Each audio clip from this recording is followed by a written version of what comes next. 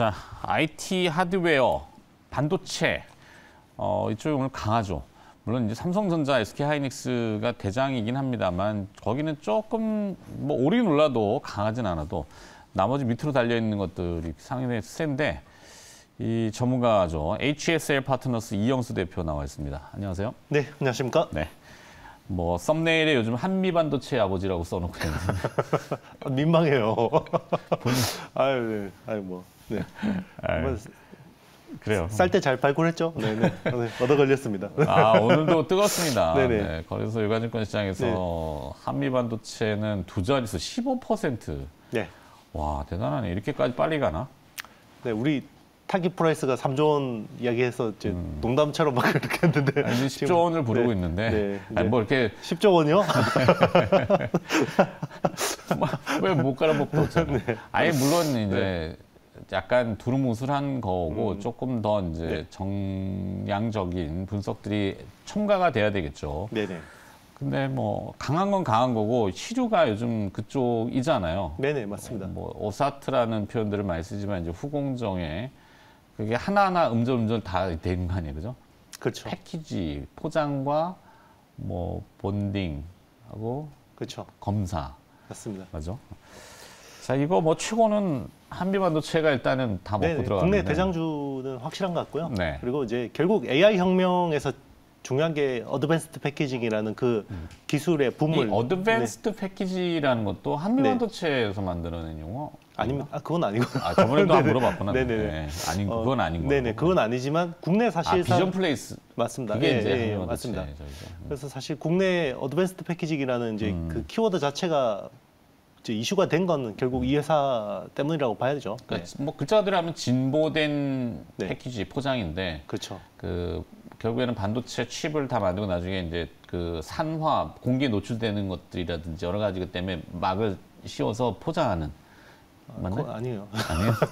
칩을 2.5D 구조나 3D 구조를 쌓는. 네. 네. 그래서 뭐 지금 그 TSMC의 코어스, 칩온, 웨이퍼온, 서브스트레이트 같은 것, 그리고 이제 삼성 이야기하는 H큐브, I큐브 그러니까 같은. 어드밴스 패키지 전에 그냥 네네. PPG만 놓고 보면은 예전에는 그랬죠. 네. 그렇죠. 예전에는 그러니까 그냥 어드밴스드라는 게 네네. 그게 말씀하신 대로 이제 적층에 막 쌓아 맞습니다. 올리고 그뭐 옆에다 붙여놓고 그렇죠. 그 이종 칩 간의 교합이라는 뭐 네네. 용어는 어렵지만 서로 안 맞는 것들끼리 따로 네네. 놀던 것들을 한 자리에 네네. 모아놓고 네네. 공간도 축소시키고 한 기능을 막 해대게 만들어내는 거잖아요. 맞습니다. 그죠? 네. 그게 이제 AI 때문에 더 진보를 했다. 네네. 그렇죠. 계속 진보하는 단계예요. 하여튼 한미반도체는 그러면 뭐 일단 가를 때까지 가봐야 되는 거겠죠? 네네. 그렇죠. 주가라는 만약에 거는. 지금 뭐 밸류에이션이 사실 뭐 부담스럽지 않은 건 아니지만 네. 엔비디아는 더 하니까. 근데 엔비디아가 꺾이지 않으면 국내에서 그 HBM 관련주들은 계속 할 수 있을 것 같아요. 네. 이제 단연 대장주는 한미반도체이기 때문에. 네. 제우스 같은 데는 네. 제우스도 지금 HBM 관련주로 봐야죠. 이제 MR 머프라고 하는 이제 매스 리플로우 뭐 그 몰디드 언더필이라는 그 신공정 기술에 또 되게 중요한 세정 장비를 하기 때문에 이제 제우스도 채널 이제 주목받은 거고요. 네. STI? 네, STI는 리플로우 장비입니다. 리플로우? 이제 리플로우는 이제 칩끼리 붙일 때, 네. 그 일종의 이제 그 구멍 뚫고 그 엘리베이터끼리 얼라이먼트를 하는 거거든요. 그 엘리베이터끼리 붙여야 되는 거죠. 칩에 있는 그거를 딱 이제 붙이는 거고, 그게 이제 리플로우다. 한미반도체는 면대면으로 붙이는 겁니다. 층끼리 붙이는 그 본딩이고요. 네. 리플로우는 이제 접점끼리 붙이는 겁니다. 뭐 붙이는 것도 많네. 네, 붙이는 거 많습니다. 하여튼 그러면 오늘은 이제 어디로 또 가볼까요? 네, 오늘 삼성전기 한번 삼성전기 소개. 의외로 큰 걸로 갖고 왔네. 네네, 맞습니다. 요즘에 싼 주식이 없어요. 그건 그래요. 네, 저도 뭐 오늘 맞습니다. 아침에 나는 저는 소프트웨어를 이제 네네. 네이버 했는데 그렇죠. 시세는 별로 신들어가네. 그렇죠. 제가 여기저기 나오면 이거는 이제 약간 닭이과일이라고 생각했는데, 네. 그래도 조정 요즘에 괜찮게 받아서, 네. 아니, 그냥 괜찮습니다. 네. 하여튼 그래요. 뭐 네네. 이게 약간 경계에서 네네. 작두를 탄다는 느낌으로 잘못 삐거덕거리면은 네네. 와 가는데 그렇죠. 그 잘 타고 있더라고요. 뭐 맞습니다. 여러 가지 상황들이 특히 이제 또 업계는 더 그런 거고. 그렇죠. 삼성전기야 어차피 이제 삼성전자의 종속 변수 같은 그렇죠. 그동안은 느낌이었는데, 그랬는데 이제 회사가 이제 색깔이 조금씩 바뀌고 있어요. 네. 그래서 그동안에는 삼성전자 스마트폰에 종속된 회사라고 거의 봐도 무방했었죠. 네. 근데 지금은 이제 전장 그리고 이제 서버 이런 쪽으로 이제 진출하고 있는데 약간 뭐 삼성전기는 뭘 하는 회사인지는 설명을 드릴까요? 조금 드려주시면 좋죠. 지금 화면에 나오고 있으니까 뭐 MLCC, 네네, MLCC, 네, 이제 적층 세라믹 컨덴서, 네, 그거하고 이제 반도체 기판, 그리고 이제 카메라 모듈 뭐 이런 쪽을 하고 있는데요. 사실 오늘의 제가 삼성전기를 가지고 온 이유는요. 네, 포인트는 스레드 때문이에요. 스레드. 스레드와 삼성전기 접점이 뭘까? 접점이 뭐냐면 AMD입니다. AMD. 네. 왜냐하면 지금 메타가 올해 굉장히 서버 투자에 대해서 보수적인 회사였거든요. 그런데 스레드가 갑자기 폭발하면서 지금 4일 만인가 5일 만에 1억 명 가입자가 돌파했어요. 맞아요. 트래픽이 몰리죠. 그러면 서버 투자 해야 됩니다. 근데 서버 투자 해야 되는데요. 메타가 빅테크 중에 아주 드물게 인텔 사파이어 래피드 대신에 AMD 제노아를 채택한 회사예요. 그렇기 때문에 지금 최근에 리사수 박사가 TSMC 넘어가서 뭐 이야기하는 게 갑자기 뭔가 물량이 터졌는데 공급이 안 된다 이런 좀 느낌이 있어요. 시청자분들은 네네. 리사수 박사를 잘 모를지. 네, AMD CEO고요. 네. 네. 그래서 그런 것들이 관련돼 있는데 참고로 1년, 2년 전에 AMD가 삼성전기의 플립칩 BGA 쪽으로 조단위 투자를 해줬어요. 네. 네, 선지급을 해줬습니다. 투자라고. 네. 그래서 서버용 플립칩 BGA 기판 쪽으로 이제 삼성전기가 진출을 한 거고요. 네, 그런 부분에서 오늘 삼성전기를 이제 AMD를 본다 그러면 AMD도 좋아요. 뭐 미국 주식 하시는 분들은 AMD도 굉장히 좋은데 엔비디아만큼은 아니어도 그렇죠. 네, 엔비디아만큼은 아닌데 엔비디아가 잘 가면서 이제 같이 키 맞추기 하면서 AMD도 올라갈 수 있는 부분이고 이제 국내에서 사실 AMD 제일 수혜주는 삼성전기예요. AMD는 인텔과 엔비디아 그 중간 어디쯤 있는 느낌인가? CPU 쪽에서 보면 인텔이 압도적이잖아요. 네. 이제 90% 시장 점유율을 차지하고 있는데 서버용 CPU 쪽에서 AMD가 굉장히 치고 올라서 인텔의 사파이어 래피드 가지고 삽질하는 바람에 AMD 점유율이 올해 25%까지 올라올 것 같아요. 이제 CPU 쪽에서는 그렇고 GPU에서는 이제 엔비디아가 압도적인 1등인데 네. 또 GPU에서 또 이제 치고 들어가려고 MI300이라는 거. 그러니까 어떻게 보면 뭐 홍진호 같은 영원한 2인자 이런 느낌입니다. 홍준호 씨가 들으면 서운해할 수 있어요. 아니 뭐 이자 좋아하신대요. 그래요? 네. 자, MLCC 네네. 산업 이게 뭐 산업의 네네. 쌀이다. 네네. 뭐 반도체도 뭐 똑같은 비율을 많이 썼지만 그렇죠. 전장 이거 뒤에 있나 또 혹시? 네, 그러네. 네네. 줄줄줄줄 가봅시다. 왜 네네. 산업의 쌀이라 그러니까? 뭐 산업의 쌀은 반도체고요. 네. 이게 사실 이제 커패시터, MLCC 같은 경우는 산업의 약간 조미료, 깨소금 이런 거 생각하시면 될 것 같아요. 요리 다 하고 나서 끝에 깨소금 이렇게 싹 뿌려주잖아요. 그런 거라고 생각하시면 됩니다. 회로에다가 이렇게 반도체 주변에다가 싹싹 뿌려줘야 돼요. 네. 무수한 스위치. 네네. 지금 삼성전기를 그래서 주목하는 건 MLCC하고 이렇게 쭉 이걸 아까 했던 거잖아. 네네. 그럼 전장용 MLCC. 네네. 전장용 자동차. MLCC는 이제 삼성전기가 그동안 굉장히 주력해왔던, 그러니까 이제 탈 스마트폰을 위해서는 전장 쪽 진출이 반드시 필요한 건데, 그렇죠. 네, 그동안에도 전장 쪽으로 많이 들어갔어요. 그런데 스마트폰은 이제 네. 더 이상 진보하기가 어렵다고 느끼는 거잖아요. 그렇죠. 애플이 선언을 해버린 거 아니에요. 물론 조금 시간은 걸리겠지만 XR 디바이스, 네네. 공간 컴퓨팅이라고 하는 네네. 그 비전 프로로 그 위로 다 올려버리는 거 아닐까?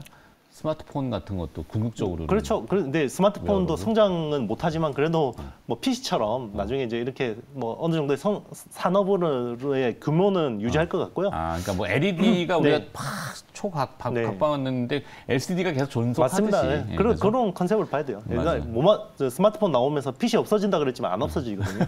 결국 같이 공존할 거라고 보고 있는데. 근데 SDI도 네. 요즘 스마트폰 네. 배터리를 잘 안 한다고 네네. 줄여간다고 하더라고요. 네, 그렇죠. 하여튼 자꾸 이제 왜냐면 사실 뭐 이제 세츄레이션 전장. 되는 산업이기 그러니까. 때문에 이제 자동차로 다. 그렇죠. 주가적으로는 성장하는 쪽에 항상 관련되는 회사가 좋은 멀티플을 받기 때문에 네. 그래서 이제 전장 쪽으로 기존에는 인포테인먼트나 에이다스 이런 쪽으로 주로 했었는데 부가가치가 제일 높은 쪽이 그 파워트레인 쪽이에요. 파워트레인? 네, 엔진 그러니까 배터리 쪽 주변에 붙는 하이 볼티지 쪽에 네네네. 그게 일반 MLCC 대비해서 거의 10배 이상 비싼 부가가치가 높은 쪽인데 기존에는 일본의 무라타 같은 업체들이 거의 독점을 했었어요. 그런데 이쪽으로 이제 최근에 치고 들어가고 있습니다. 그래서 성과가 나고 있고요. 그리고 카메라 같은 경우도 그동안은 스마트폰 쪽에 주력이었는데 이제 카메라 자율주행차용 카메라 뭐 이런 쪽으로 많이 하고 있죠. 물론 이제 MC넥스 같은 회사가 그동안 굉장히 잘 해오고 있지만 이제 삼성전기나 LG 이노텍 같은 회사들도 전기차 업체들한테 굉장히 영업을 열심히 하고 있습니다. 그러고 보니까 진짜 요즘 MC넥스 너무 조용하네. 네. 이제 다시 좀 주목해야 될 것 같다는 생각도 합니다. 그래. 뭐 포인트가 포착이 되거나 시점이 포착이 되면 한 번 더 얘기를 해주시고. 네네. 자, 그러면은 생성형 AI 시장 개화. 아까도 이제 스레드라고 하는 이제 메타의 메타에서 SNS죠. 새로운 소셜 네트워크 서비스. 그렇죠, SNS. 네네. 그게 이제 뭐 AI? 네. 생성형 AI 시장 개화에 삼성전기가 수혜가 된다. 이걸 네네. 어떻게 풀어야 됩니까? 왜냐하면 이제 프로세서들 있잖아요. 뭐 저기 인텔이든 엔비디아든 AMD든 다 기본적으로 칩렛이라는 구조를 다 합니다. 네. 그러니까 멀티 타일 구조예요. 이제 작은 칩들을 여러 개 레고처럼 이렇게 해서 하거든요. 그러면 기본적으로 인터포저라는 그 중간 어떤 레이어도 많이 써야 되고 제일 밑단에 있는 플립칩 BGA라는 기판을 굉장히 많이 써야 돼요. 네. 그러니까 작년에 플립칩 BGA가 쇼티지가 났던 게 다 이런 수요 때문이거든요. 근데 더 수요가 AI 때문에 더 촉진되고 있는 거죠. 그러니까 플립칩 BGA 쪽으로 이제 수요가 좋은데 삼성전기 같은 경우는 이제 인텔에도 납품하고 AMD에도 납품하기 때문에 네. 이런 쪽이 좋은 거예요. 그러니까 다만 숫자로 보면 올해는 이제 기판 사업부가 별로 재미가 없는데 하반기부터 빠른 속도로 이제 턴어라운드를 할 수가 있거든요. 네. 주가는 또 그런 부분이 또 중요하잖아요. 네. 네. 이 삼성전기는 필리핀 신사옥 네. 완공했어요? 이게 뭐 건물하고 뭐 저기는 아닐 네네. 것 같고. 범용 이제 MLCC 쪽을 주로 생산할 것 같습니다. 네. 그리고 이제 베트남 같은 경우는 카메라 모듈 쪽을 주로 생산할 것 같고요. 생산하고 있고. 그러니까 이제 사실 탈중국이죠. 결국은 이제 중국 쪽에 이제 생산 비중을 계속해서 줄일 수밖에 없고. 그리고 이제 중국에서 제조업체들이 나오잖아요. 그럼 삼성전기 고객들이 이제 동남아 쪽으로 많이 오거든요. 그런 부분에서 좀 즉시 대응할 수 있는 그리고 이제 그 비용을 낮출 수 있는 그런 어떤 노력들이라고 보시면 됩니다. 번외 얘기인데 요즘 누가 그러대요. 고속도로를 가다 보면은 기흥, 그다음에 삼성 팹들이 지금 올라가는 데가 있잖아요. 평택하고 그 주변. 네네. 야간에 뭐 불야성이라고. 네네, 그렇죠. 그러더라고요. 그죠? 미국도 마찬가지예요. 그래요? 테일러 씨가 정말 어마어마하게 바뀌더라고요. 네. 네. 겉에서 보면은 카지노로 착각하시고 네네, 맞아요. 불이 막 계속 번쩍번쩍거리는데 그만큼 이제 야간 작업들을 한다는 거 아니에요? 그렇죠. 팹을 짓기 위해서. 그렇죠. 어제 삼성 엔지니어링이 팍 솟는 거 보니까 이런 팹들이나 뭐 굉장히 빠르구나. 그러니까 삼성전기도 필리핀 공장에서 범용 MLCC를 또 돌리는군요. 그렇죠. 알겠어요. 최근에 네. RBA 가입했다고 하는데 네네. 이건 뭐 무슨 의미일까요? 요거는 이제 결국 그 ESG 트렌드에 이제 프로토콜을 맞추는 건데요. 결국 이제 글로벌 스탠다드를 따라가야 되는 건데, 요런 속도를 내는 부분이 최근에 유럽 쪽 고객들이 많아지고 있는 거예요. 이 대부분- RBA가 유럽 네. 그 자원 그렇죠. 리스폰서블 비즈니스 얼라이언스라고 해서 이제 그 영어하지 말고 그냥 네네. 풀어주세요 한글로. 네. 그냥 이제 책임감 있는 산업연합이에요. 네, 그런 건데, 네, 뭐 이제 그런 것들 있잖아요. 이제 뭐 ESG 트렌드에 맞추는 건데, 그러면 결국 이게 유럽 쪽에 컨티넨탈이라든지 보시라든지 이런 업체들하고 이제 거래를 많이 하게 되면 네. 이런 부분들을 맞춰야 돼요. 아니면 거래 자체가 좀 쉽지 않거든요. 그러니까 이렇게 뭔가 그 회사가 확 바꾸고 있다라는 거는 저게 전장 쪽이랑 유럽 쪽 비즈니스가 커지고 있구나 이렇게 생각할 수 있는 거죠. 나는 호주 중앙은행인 줄 알았어, RBA라고. 네. 자, 그럼 끝으로 2분기 실적은 삼성전기는 네. 좀 어떻게 측정이 되는지. 1분기보다는 나을 것 같습니다. 1분기보다는 나을까?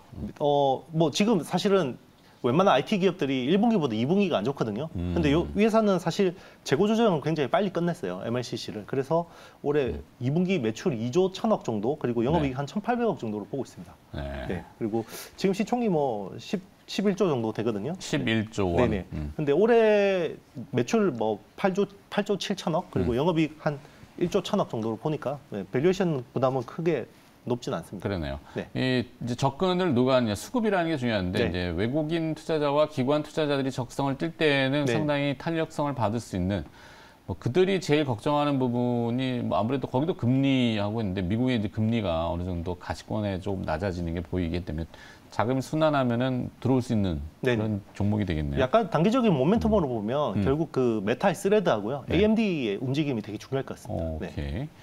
자, 거기까지 하고 그다음에 오늘 아침에 제가 개장 전에 한 발로 네이버를 했거든요. 네네.